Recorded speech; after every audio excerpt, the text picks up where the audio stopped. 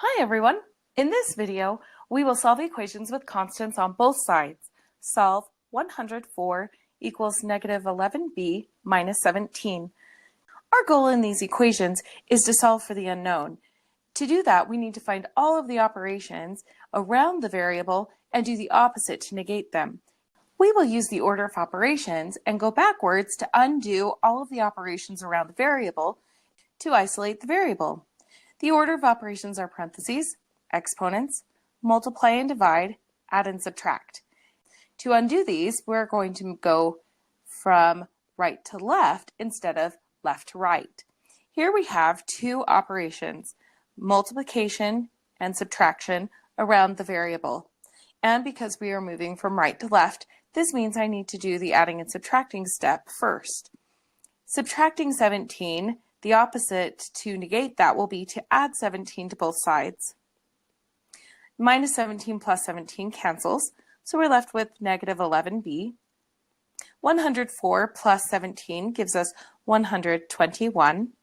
Now that we've completed that step, we will move to the next one, which is multiplication and division. We have an operation of multiplication.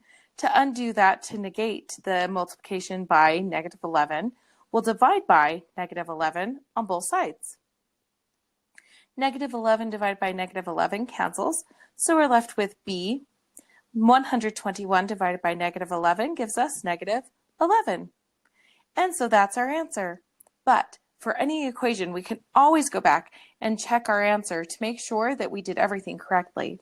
To do that, we take what we found for our variable and substitute it into the original equation to see if it makes a true statement. If it does, then we've correctly solved for the variable. Here we have 104 equals negative 11b minus 17, and we'll substitute negative 11 in for b. 104 equals negative 11 times negative 11 minus 17.